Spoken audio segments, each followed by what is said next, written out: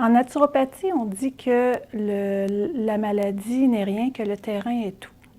Ce que ça veut dire, moi ce que j'en comprends, c'est si on prend soin de notre corps, si on prend soin de notre terrain, qui est en fait comment ça se passe à l'intérieur de nous, la digestion, est-ce qu'on a un terrain acide, est-ce qu'on digère bien, est-ce qu'on élimine bien, bien si tout ça va bien, bien ça va faciliter le fait de passer à travers un problème de santé ou même peut-être d'éviter, c'est une forme de prévention. Comment on prend soin de notre terrain? Bien, c'est d'une façon globale. Ce qui va affecter le corps, c'est très global. Hein? Il y a l'alimentation, on le sait, on en parle souvent.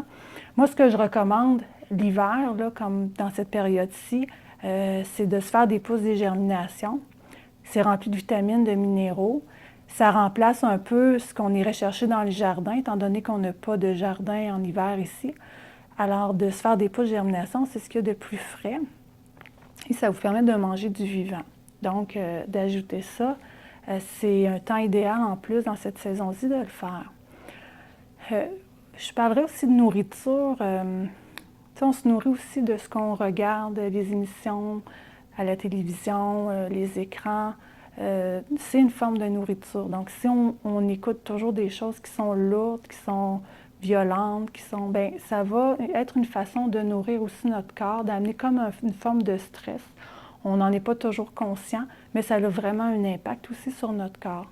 Donc, c'est une forme de nourriture, hein, ce qu'on va faire passer à travers nos oreilles, à travers nos yeux.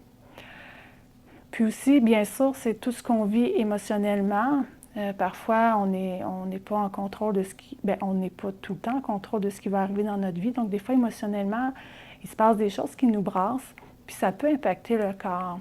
Et la façon d'adoucir tout ça, c'est d'être le plus dans l'accueil de nos émotions, d'accueillir ce qu'on ressent pour que le message de cette émotion-là puisse être entendu. Donc, c'est d'être dans l'accueil. Et aussi quand c'est parfois plus difficile parce que c'est des situations qui nous prennent par surprise puis on n'a pas envie d'être là-dedans, mais qu'on est là-dedans. J'invite toujours les gens à prendre un peu de hauteur et peut-être aller voir un côté spirituel de cette situation-là et plus aller voir qu'est-ce que j'en apprends, qu'est-ce que ça m'amène de découvrir de moi-même et quelle force que je vais chercher, que sans cette situation-là, j'aurais peut-être pas pris conscience. Alors, c'est de donner un sens, en fait, à ce qui se passe. Même si ce qui se passe est désagréable, ça peut nous amener à réaliser qu'on grandit quand même là-dedans. Puis peut-être que c'est ça, en réalité, qui est important.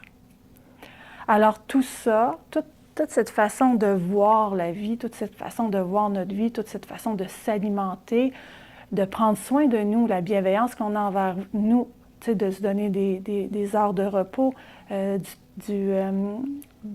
bouger. Tout ça, c'est des décisions que l'on prend à chaque jour parce que vous pouvez décider de ne pas vous cuisiner des choses ou de vous cuisiner des choses. Vous pouvez décider de prendre du temps pour faire des pouces ou pas. C'est des choix d'aller s'entraîner, de bouger, d'aller marcher dans le bois, de prendre du temps pour méditer, de lire des livres inspirants. C'est toutes des décisions que l'on prend. Et quand on prend plus de décisions avec bienveillance envers notre corps, bien souvent, on voit le résultat. On voit un résultat, on se sent mieux, on se sent plus énergisé, puis on est plus en mesure de faire face à ce qui va se présenter à nous dans notre vie.